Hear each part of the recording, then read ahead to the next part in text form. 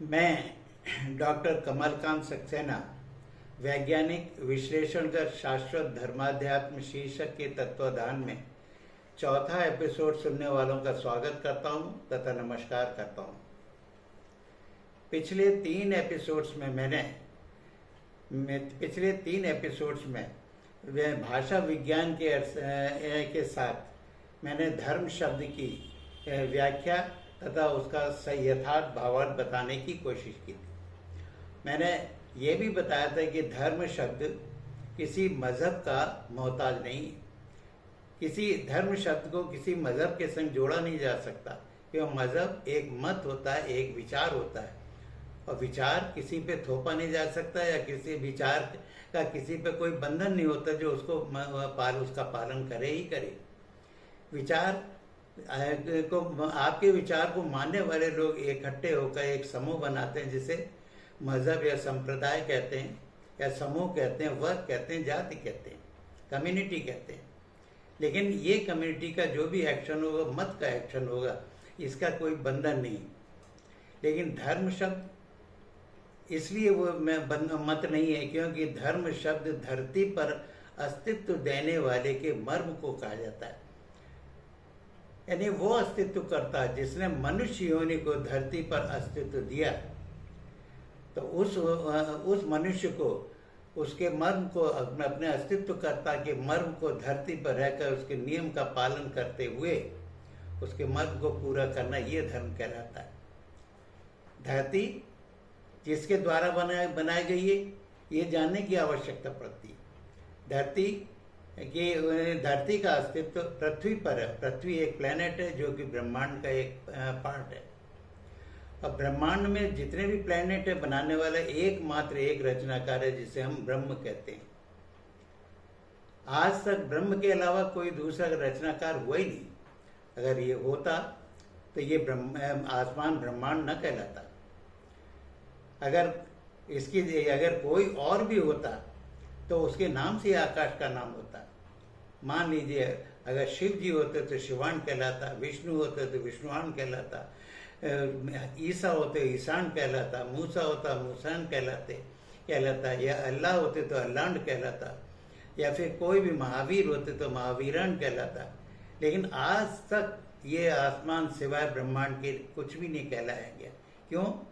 क्योंकि ब्रह्म ही एकमात्र है जो पूरे ब्रह्मांड का मालिक है। जैसे एक बीजांड, एक बीज का शासन करने का क्षेत्र होता है, जहाँ अधिकार होता है, वो पूरे पेड़ को जन्म दे सकता है। इसी तरीके से ब्रह्मांड ही एकमात्र पूरे ब्रह्मांड का मालिक है, दूसरा कोई है ही नहीं। इसीलिए ब्रह्मांड को कभी दूसरे शब्दों से व्याख्यात नहीं किया गया। अब ब्रह्मांड कितना बड़ा? 2 ग्रहों के बीच में कई लाख किलोमीटर की दूरी होती है। और सोचिए, ऐसे असंख्य ब्रह्मांड में, पिंड में, हर एक जब कई लाख किलोमीटर दूरी पर है, तो ब्रह्मांड कितना बड़ा होगा? यानी असीम है ब्रह्मांड। और सोचिए, इस असीम ब्रह्मांड को चलाने वाला कितना बड़ा होगा? वो उससे भी बड़ा होगा, तभी तो पूरे ब्रह्मांड को चला पा रहा है। इसका मतलब फिर पूरे ब्रह्मांड में कोई भी ग्रह आपस में एक दूसरे से टकरा भी नहीं रहा है। न टकराना इस बात का प्रमाण देता है कि ब्रह्म के अलावा दूसरा कोई ज्ञानी ऐसा है ही नहीं जो ब्रह्म का रचनाकार हो। अगर कोई दूसरा ज्ञानी ऐसा होता तो दोनों के ज्ञान के ईगो में टकराव होता, तो कहीं तो टकराव देखने को मिलता। इन ऐसा टकराव आज तक नहीं मिलता है। यही वजह है कि यहाँ पर बैठा एक ज्योतिषाचार्य हजारों साल, क्या सैकड़ों साल, हजारों साल आगे ग्रहण पड़ता हो तो उसकी तारीखी नहीं, एक पल तक निकाल लेता कितने सेकंड पर ग्रहण कितना कटेगा। ये तभी हो सकता है जब मूवमेंट, ग्रहों का मूवमेंट इतना गणितीय हो, इतना डिसिप्लिन्ड हो कि आप निकाल सकते। इसका मतलब क्या हुआ? उस ब्रह्म ने अपने ब्रह्मांड में पृथ्वी को अस्तित्व दिया। पृथ्वी को मैटर के रूप में दो सृष्टियां बनाई, देखने वाली प्रकृति और आत्मा सृष्टि। और फिर इन आत्मा और प्रकृति सृष्टि को योग दे करके उसने तीसरी सृष्टि बनाई, जिसे जीव कहते हैं।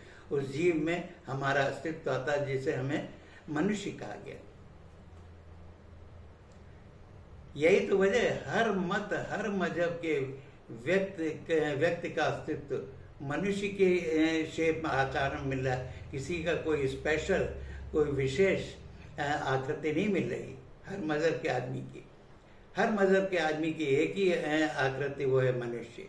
एक से अंग है, एक सा खून है, एक सा सब कुछ। इसलिए जो ये अपने आप प्रदर्शित करता है कि मनुष्य को बनाने वाला एकमात्र एक रचनाकार है, जिसे हम ब्रह्म कहते हैं, जिसका ब्रह्मांड है।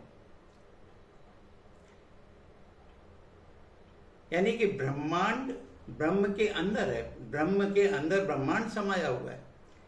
लेकिन बाकी कोई भी अस्तित्व होगा तो वो ब्रह्मांड के अंदर हो सकता है, चाहे वो छठे आसमान पे हो, 7वें आसमान में, 10वें आसमान पे हो, लेकिन ब्रह्मांड से बाहर कोई नहीं है। ब्रह्मांड से बाहर केवल ब्रह्म है, जिसके अंदर ब्रह्मांड है। इसलिए एकमात्र एक रचनाकार हमारा केवल ब्रह्मांड ब्रह्म है, जो ही हम मनुष्यों का रचनाकार है, और एक रचनाकार ही अपनी रचना का न्याय करता होता है। संसार में दो ही रचनाकार हैं, एक ब्रह्म जो कि पूरे ब्रह्मांड में रचना की, दूसरा मनुष्य जिसने अपनी आविष्कार करके विभिन्न चीजें बनाई। टीवी, टेलीफोन, जितने भी वैज्ञानिक उपकरण सब मनुष्य के द्वारा बनाए गए। और वो वैज्ञानिक उपकरण तभी काम करता है जो उसने मनुष्य ने उसको नियम दिए, उनका पालन करे, तब वो काम करता है। अब वो काम करता है तो मनुष्य उसे सेहत संभाल के वर्षों के लिए अपने पास रखता है। अगर वो काम न करे तो मनुष्य उसको तोड़ ताड़ के डस्टबिन में डाल देगा। यही तो उस रचना का जीवन है जो हम मनुष्यों के हाथ में है। ठीक इसी तरीके से हमारा जीवन उस रचनाकार के हाथ में है, जिसने हमें अस्तित्व दिया, हमें हमारी रचना की। वो है एकमात्र ब्रह्म। इसीलिए धर्म की परिभाषा ये हुई कि ब्रह्म ने आदि मनुष्य के समय से, यानी आदम के समय से जो नियम, नैतिक नियम हम पर लागू किए हैं, तब से, जब से उसका आदि मनुष्य का अस्तित्व मिला, तब से जो सनातन रूप से नियम चले आ रहे हैं, और तब तक रहेंगे जब तक मनुष्य रहेगा।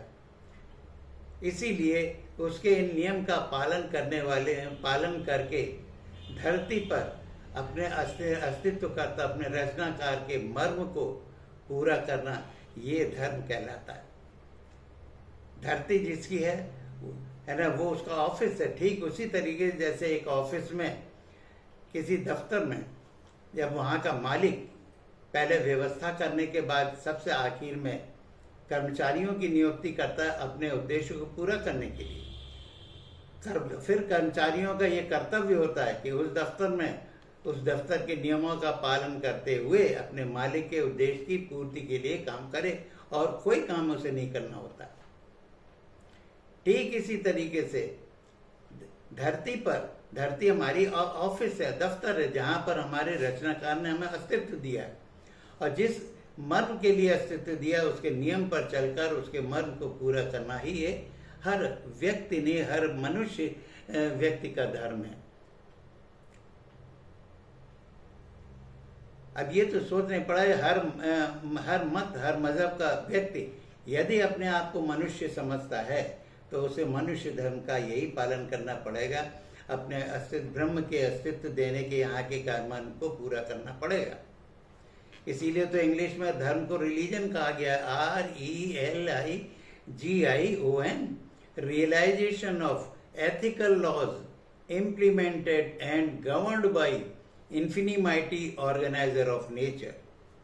इन्फिनिमाइटी अनादि शक्ति जो प्रकृति का व्यवस्थापक है, उसने जो नैतिक नियम हम पर इम्प्लीमेंट किए हैं, यानी लागू किए हैं, उनका रियलाइजेशन मतलब जानकर आचरण करना। अब जो लोग उसके नैतिक नियम का विरोध करेंगे, उसी तरीके जैसे दफ्तर के नियम का विरोध होते हैं तो वहां का मालिक उन्हें सजा देता है, और इसी तरीके से धर्म के क्षेत्र में अगर कोई अपने नियम बनाकर रचनाकार के, ब्रह्म के नैतिक नियमों का उल्लंघन करता है, उल्लंघन होता है तो वो सजा का पात्र बनता है, दंड का पात्र बन जाता है। वो अपने रचनाकार के मर्म को तभी पूरा कर सकेगा जब वो उसके नैतिक नियमों का पालन करे।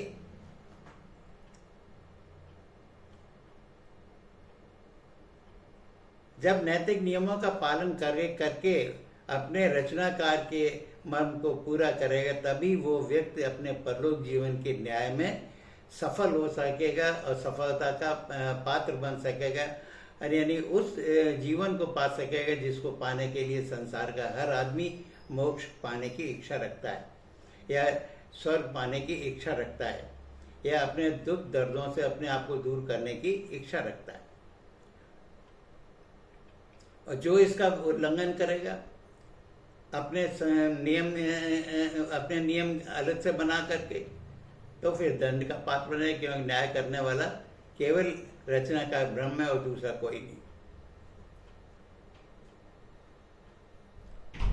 इसीलिए मैं जितने भी हर मजहब के जितने भी विद्वान हैं, शास्त्र लिखने वाले हैं, शास्त्रों का ज्ञान रखने वाले हैं, उन सब से मैं आग्रह करता हूँ और आगाह भी करता हूँ कि अपने अपने मत की आसक्ति में वहीं तक अपने आप को न जानने की कोशिश करें, क्योंकि ज्ञान जहाँ तक आ चुका लिखा हुआ वहीं तक होता है, ज्ञान उससे भी आगे होता है। और ज्ञान की सत्यता को पहचानने का प्रयत्न करें ताकि हम अपने उस जीवन को पहचान सकें जो हमारा भविष्य जीवन इसके बाद आएगा। अगर हमने उसको नहीं पहचान पाए तो फिर हमारा आध्यात्म अधूरा कहलाएगा। आध्यात्म का मतलब ही यही है, आत्मा के उस अध्ययन तक पहुंच सके, उस अध्ययन से उस सत्य को पा सके जहाँ कि आपका आत्मा का जीवन और आगे भी है। अगर इसको नहीं पहचान पाए तो ये हमारा ज्ञान अधूरा ही कहलाएगा।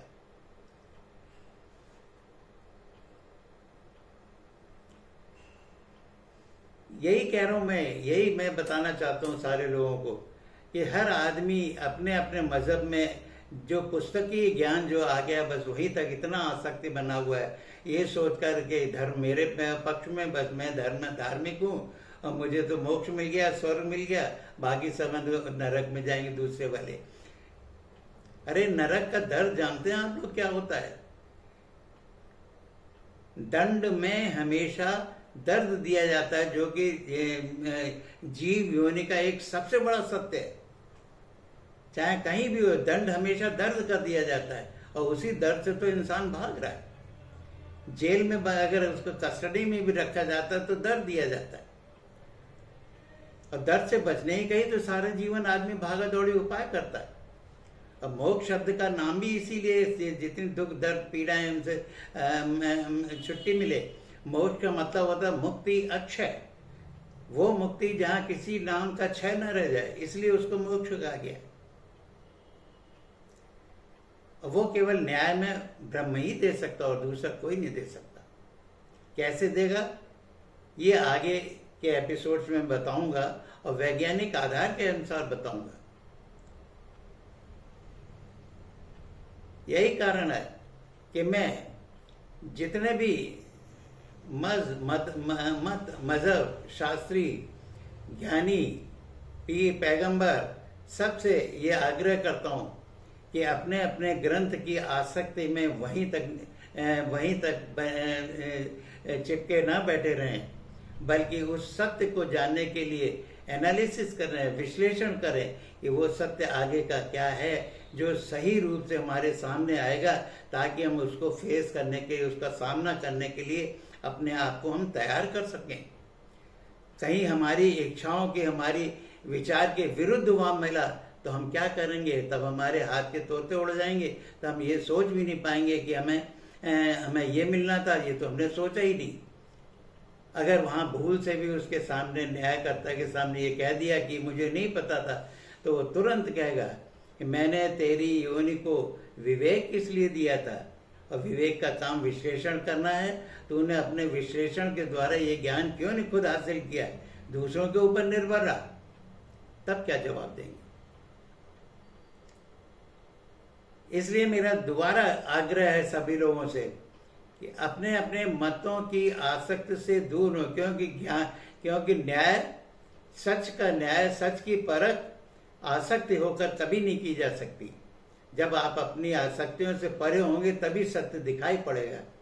इसलिए सत्य को देखने के लिए अपनी आसक्तियों से दूर करके उन प्रमाणों को देखिए जो वैज्ञानिक भाषा विज्ञान और भौगोलिक विज्ञान है ना, इनके द्वारा हमें दिखाई पड़ते हैं, इनके द्वारा हमें प्रमाण दिखाई पड़ते हैं, उनके आधार पर दिए।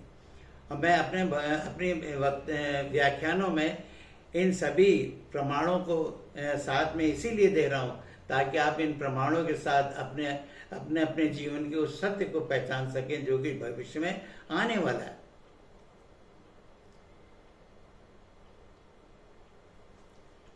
आज मैं धर्म के बारे में इन सबको आगाह करने के पॉइंट ऑफ व्यू से बता रहा हूँ, इसलिए ताकि हम उस सत्य को पहचान सके, उस आध्यात्मिक सत्य को पहचान सके, ताकि हम अपना भविष्य जीवन सफल बना सकें, है ना, और किसी अनजाने में हुई गलत कामों के दंडों से हम अपने आप को बचा सकें। अब अगले एपिसोड में मैं बताऊंगा कि वो नैतिक नियम क्या हैं जिनको अपनाना है, और इसके अपोजिट कौन कौन से ऐसे काम हैं जो कि इस नैतिक नियम के विरुद्ध हैं, जो उनका उल्लंघन करते हैं, जो हमें दंड का पात्र बनाएंगे। अगले एपिसोड में मैं इन सब के साथ दोबारा प्रस्तुत होऊंगा। आज के एपिसोड में यही समाप्त करता हूँ। धन्यवाद, नमस्कार।